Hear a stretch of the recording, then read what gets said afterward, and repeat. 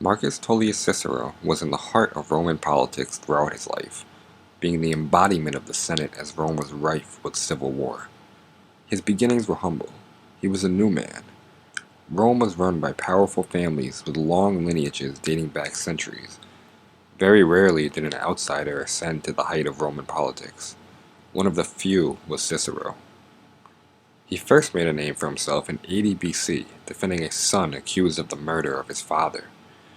The trial took place as prescriptions were ending. Prescriptions were a list placed in Rome and surrounding cities with the names of enemies of the state. In the beginning, prescriptions were used as a way to eliminate political enemies. Eventually, some citizens were added just because they were rich. A proscribed citizen not only forfeited their life, but their property as well. The case of Sextus Roscius shows the level which Rome had degraded after the civil war between Sulla and Marius. Sextus Roscius was placed on the proscription list during Sulla's reign of terror. He was a wealthy supporter of Sulla from a provincial town called Ameria. One of Sulla's chief lieutenants, Chrysonasus, had Sextus placed on the list of proscriptions and had him murdered for no reason other than in order to seize his property. The tools of this ill plot were two men, Magnus and Capito. While returning from a dinner party, Sextus Roscius was murdered by Magnus. After the murder, the first news brought to the hometown of Sextus Roscius was brought not to his son of the same name, who Cicero defended, but instead to Capito. The murder was committed 1 hour after nightfall, but the news reached Capito 56 miles away before dawn. The messenger brought not only the information, but also the weapon covered with the victim's blood. The conspirators then divvied up the dead man's property.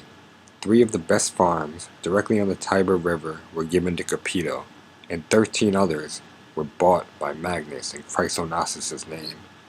Valued at 6 million sestertii, the property was bought for 2,000 sestertii.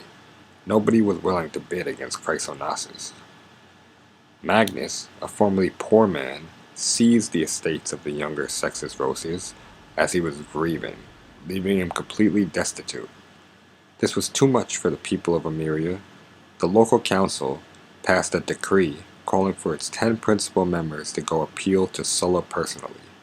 Their goals were twofold: to rehabilitate the dead man's name and to restore the property of his son. When the commission went to visit Sulla, they were intercepted in his camp by Chrysonasus, who told them he would personally see to it their requests were met. The delegation believed him. Chrysonasus and Capito had no plans to give up their new possessions and continually delayed any action and began to design plans against the young Sextus Roscius' life.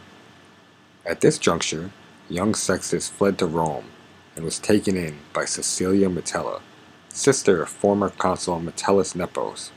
Another of her relatives was co-consul that current year 80 BC with Sulla. With this connection, the conspirators realized they wouldn't be able to fulfill their assassination plot. They hatched a new plan to accuse the young Sextus of the murder of his father.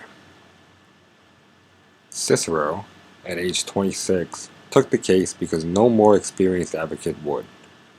Cicero lays the claim that the prosecutor, Arrutius, believed no one would defend young Sextus or dare make light of the powers behind the plot to accuse young Sextus of parricide. The prosecutor was seen laughing and paying little attention to the case until the name Chrysonasus was mentioned by Cicero. Cicero goes on to put his personal reputation on the line further by saying he's 100% sure of the innocence of young Sextus. First off, the 40-year-old was not in Rome at the time of his father's death. He was on his farm, like always. As a man who had never spent more than 3 consecutive days in Rome, and hadn't been there in years, he did not have the connections to have a free Roman carry out the assassination, and if a slave had done it, then it was on the prosecution to produce the slave, all of which were now owned by Chrysonasus. As for the motive, the murder of his father had left Sextus utterly ruined, while the actual conspirators took his property. As Cicero made his case against the conspirators, he was careful not to insinuate Sulla had any part in the affair. Of the three people in the conspiracy, only Magnus was brazen enough to attend the trial, and for it, Cicero openly accused him of the murder. During the period of prescriptions, assassins were numerous in Rome. These included the individuals who were purchasing the confiscated property and the men they hired to do the killings. Magnus was close friends with the messenger Glaucia, who brought the bloody sword and news of Sextus Roscius's death to Ameria. Though he hints it may have been Glaucia who carried out the killing, Cicero is perfectly content to have discovered who planned the murder rather than the actual hand that committed it. He asks where Glaucia learned of the murder and why he immediately embarked on an overnight journey to deliver the news to Capito. Why was Capito given 3 farms for telling Cryonasis about the murder? Wouldn't a thank you be sufficient if his only deed was delivering a message? Capito was one of the 10 envoys sent from Ameria to appeal to Sulla. While there, he came to an agreement with Cryonasis about his share of the proceeds, while simultaneously giving false hopes to his other 9 envoys and not allowing them to see Sulla. The envoys eventually left, trusting Cryonasis and Capito. 2 slaves who were witnesses to the murder were blocked from testifying by Magnus.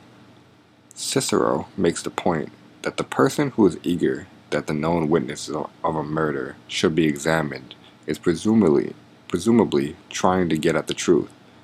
A man who refuses such an appeal is manifestly confessing his guilt.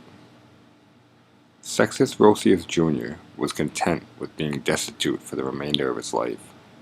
He gave his house, clothing, and even the freedman ring he wore on his finger to Cryonasis with no quarrels.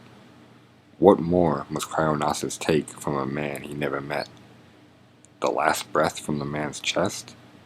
That's what he was asking for, by trying him for the murder of his father. Cicero lays the claim that by convicting Sextus Roscius of the murder, the judges were treading down a slippery slope that would lead to more prescriptions for no reason other than to protect the confiscated property from the children of the prescribed.